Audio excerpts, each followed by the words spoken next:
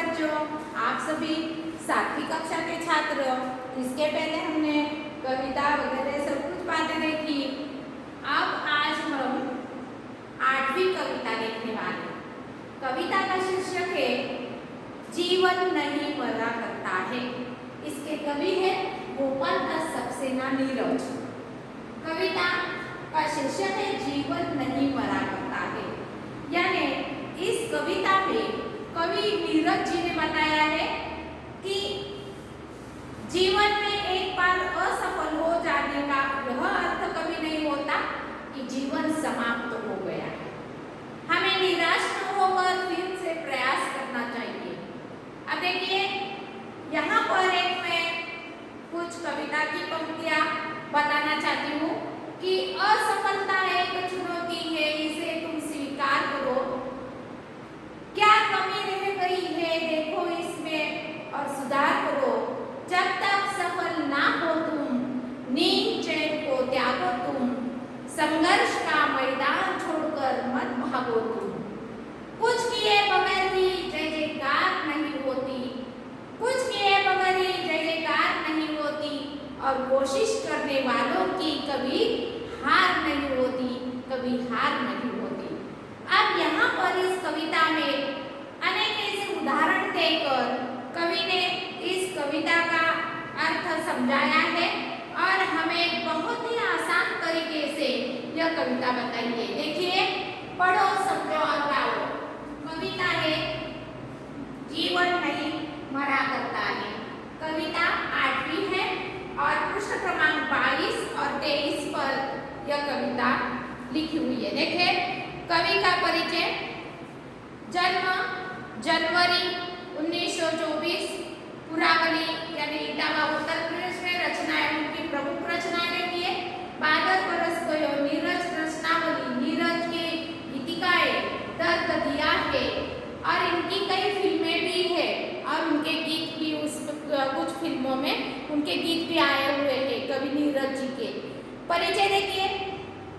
पद्म भूषण गोपाल दास सक्सेना नीरज जी कवि सम्मेलनों के मंचों पर काव्यवाचक एवं विख्यात गीतकार हैं। प्रस्तुत कविता में कवि ने विविध उदाहरणों के माध्यम से जीवन की समस्याओं और उनकी शाश्वतता की ओर संकेत किया है। अब यहाँ पर देखिए, जरा सोचो, चर्चा करो। यह तुम्हें स्वयं अध्ययन के लिए करना है। यहाँ पर यदि सूर्य प्रकाश न होता तो इन पर क्या प्रभाव पड़ता। अब इन पर वनस्पति, पशु पक्षी, मानव, ये दो वाक्य लिखने, ठीक है। वैसे ही पृष्ठ क्रमांक 23 पर सुनो तो जरा।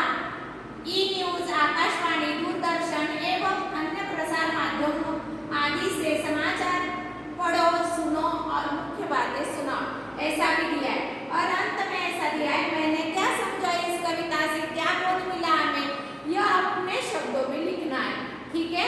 तो हम कविता की ओर बढ़ते हैं। सबसे पहले मैं आप सभी को एक कविता में तर्ज स्वयं लगाई हुई है, यह कविता मैं गाकर बताऊंगी, ठीक है। उसके बाद आपको जो भी तर्ज अच्छी लगे आप अपनी हैसियत से क्या करना है, यह कविता कंठस्थ करनी है। देखिए कविता। छिप छिप अश्रु बहाने वालों, मोती व्यर्थ लुटाने वालों, कुछ सपनों के मर जाने से जीवन नहीं मरा करता है। माला बिखर गई तो क्या है, खुद ही हल हो गई समस्या। आंसू गर्मी लाम हुए तो समझो पूरी हुई तपस्या। रूठे दिवस मनाने वालों, फटी कमीज सिलाने वालों, कुछ दीपों के बुझ जाने से आंगन नहीं मरा करता है। होता कुछ भी नहीं यहाँ पर, केवल जिंद बदलती पोथी। जैसे रात उतार चांदनी, पहने सुबह धूप की धोती। वस्त्र बदल कर आने वालों, चाल बदल कर जाने वालों, चंद खिलौनों के खोने से बचपन नहीं मरा करता है। कितनी बार गगरिया फूटी शिकन पर न आई पनघट पर, कितनी बार किश्तियाँ डूबी चहल पहल हो ही है तट पर। दम की उम्र बढ़ाने वालों, लौ की आयु घटाने वालों, लाख करे पतझड़ कोशिश पर, उपवन नहीं मरा करता है। लूट लिया माली ने उपवन, लूटी न लेकिन गंध फूल की, तूफानों तक ने छेड़ा पर, खिड़की बंद न हुई धूल की। नफरत गले लगाने वालों, सब पर धूल उड़ाने वालों, कुछ मुखड़ों की नाराजी से दर्पण नहीं मरा करता है, दर्पण नहीं मरा करता है, दर्पण नहीं मरा करता है। ठीक है, एक एक कड़ी का हम अर्थ देखेंगे। पहले देखें छिप छिप शुरू बहाने वालों, यहाँ से लेकर जीवन नहीं मरा करता है। कवि कहते हैं, देखिए कवि धीरज जी कहते हैं कि यदि हमारे कोई सपना पूरा न हो पाया, समय से पहले ही टूट जाए, तो हमें निराश नहीं होना चाहिए, छिप छिप कर रोना भी नहीं चाहिए, आंसू रूपी मोतियों को व्यर्थ नहीं बहाना चाहिए। कुछ सपने यदि पूरे नहीं हो सके तो जीवन समाप्त नहीं होता। एक उदाहरण आगे भी दिया देंगे माला का। माला बिखर गई तो क्या है, यहाँ से लेकर कुछ दीपों के बुझ जाने से आंगन नहीं मरा करता है। देखिए इसका आशय क्या है पंक्तियों का, तुम अपने अपनी किताब में देखना है, सभी ने चित्र दिए हुए, वहां पर एक उदाहरण जो दिए उनके चित्र भी दिए, ये भी देखना है। देखिए अगले कड़ी का अर्थ, माला यदि टूट कर बिखर गई तो चिंता नहीं करनी चाहिए। माला के नीचे रेखांकित कर लेना है। सब पहले इसमें अश्रु बहाने वालों को उसके नीचे रेखांकित कर लेना है कि ताकि कवि ने क्या क्या उदाहरण इसमें दिए हैं और हमें समझाया है कि असफलता एक बार हुई तो क्या हुआ, हम दोबारा कोशिश करनी है। चींटी का उदाहरण हमने पहले कविता में देखा हुआ है, गत वर्ष भी देखे कई ऐसे उदाहरण कि असफलता यदि प्राप्त हुई तो इसमें रोने धोने की कोई और निराश होने की तो बिल्कुल जरूरत नहीं। दोबारा हम कोशिश करके क्या करना है, हमारा जीवन सफलता की ओर ले जाना है। अब दूसरा उदाहरण दिया है कवि ने माला। माला टूटने पर चिंता करने की जरूरत नहीं, उसे मोतियों को, बिखरे हुए मोतियों को क्या करना है, एक धागे में पिरोकर गूंथना है। देखिए तो चिंता करने की कोई जरूरत नहीं। यदि हमारे आंसुओं पर लोगों का ध्यान जाता है तो समझना चाहिए हमारी तपस्या पूरी हो गई है। परिस्थितियों से हार कर रूठ कर बैठ जाना समस्या का हल नहीं होता। यदि कमीज फट गई, दूसरा अगला उदाहरण दिया है फटी हुई कमीज का, उसके नीचे रेखांकित कर लेना है। यदि फटी हुई कमीज है तो क्या हम वैसे पहनते हैं क्या, नहीं ना, तो हम क्या करते हैं, उसे सीकर, सुई धागे से सीकर उसे सिला लेना पड़ता है, फेंक नहीं दिया जाता। हमें यह ध्यान रखना चाहिए कि आंगन में जलते दीपों में से अनेक दीपक हम आंगन में जलाते हैं, उससे अंधेरा दूर हो जाता है। कैसे, उनकी रोशनी चारों ओर फैल जाने से। अब कई दीपकों में से हवाओं के झोंकों के साथ कितने कुछ दीपक क्या हो जाते हैं, बुझ जाते हैं। अब इन दीपकों के नीचे भी रेखांकित करना है। अगला उदाहरण दीप का देकर हमें समझाया है कवि ने कि निराश नहीं, किसी बात पर निराश नहीं होना चाहिए। हमारे हमेशा विचार कैसे होने चाहिए, आशावादी। निराशावादी हमारा मन जो होता है वह हमें कुछ करने नहीं देता, इसलिए हमेशा हमें क्या करना चाहिए, आशावादी बने रहना चाहिए। अब अगला उदाहरण दिया है दीप का। आंगन में कितने दीपक होते हैं, उसमें से कुछ आगे बुझ जाते हैं, तो फिर क्या बाकी दीपक उसमें बुझ जाते हैं क्या, नहीं ना। एक दीपक भी उससे ज्योति से क्या हो जाता है, अंधेरा, यानी अंधकार। यहाँ पर देखिए लिए नीलाम होना है, बिक जाना, चीजें पुस्तक का बाह्य आवरण जो होता है, तो ऐसे दीप एक यानी चिराग भी उसे कहते हैं और दिया भी कहते हैं। तो ये बुझाने से दूसरे बाकी जो दीपक होते हैं क्या करते हैं, अपना साथीदार जो है वो नष्ट हो गया इसे वो रोते नहीं बैठते, तो अपना काम जो है वो निभाते हैं, यानी क्या करते हैं, बाकी दीपक अंधकार दूर करते हैं और स्वयं जलकर रोशनी फैलाते हैं। और इस प्रकार ये यदि दीपक बुझ जाए तो भी बाकी दीप आंगन में अपना प्रकाश फैलाने का काम करते रहते हैं। अगला देखिए, खोता कुछ भी नहीं यहाँ से लेकर चंद खिलौनों के खोने से बचपन नहीं मरा करता है। इस दुनिया में कुछ भी ऐसा नहीं होता कि समाप्त नहीं होता, एक के बाद ऐसा सिलसिला जारी रहता है। उदाहरण देकर मैं बताना चाहती हूँ कि रात का समाप्त होने पर दिन का आगमन होने वाला है, ये तो आपको मालूम है।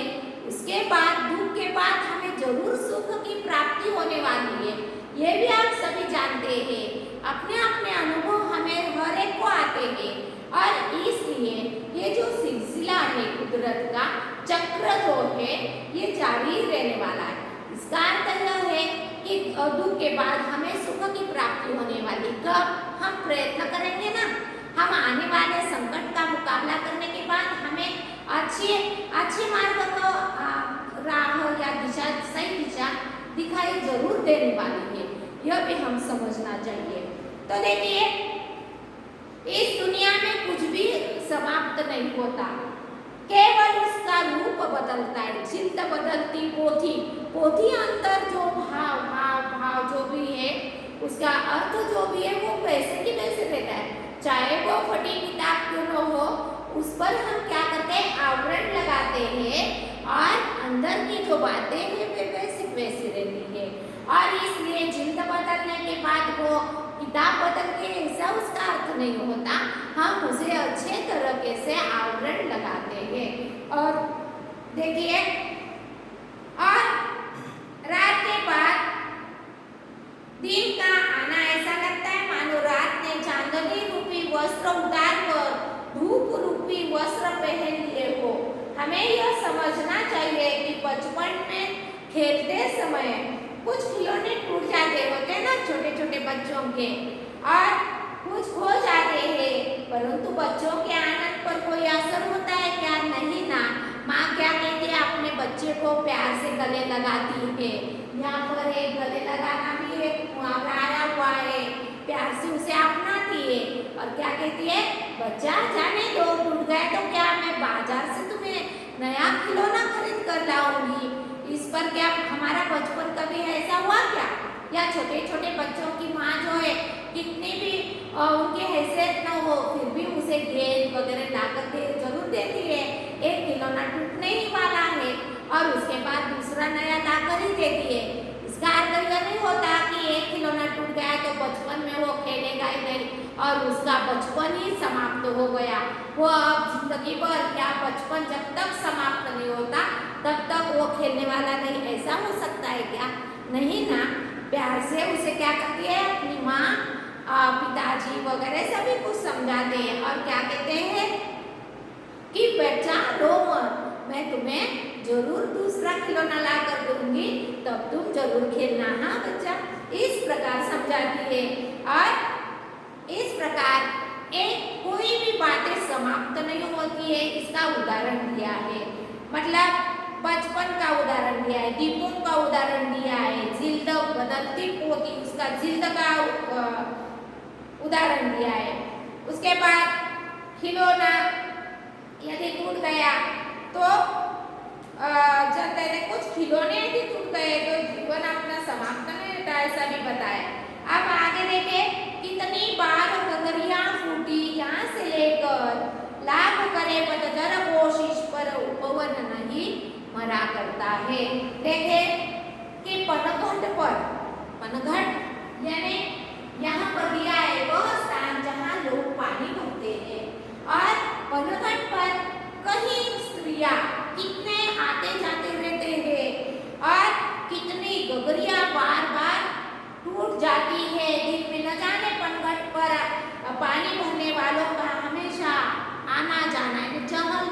बनी रहती है, आना जाना लोगों का रहता ही है।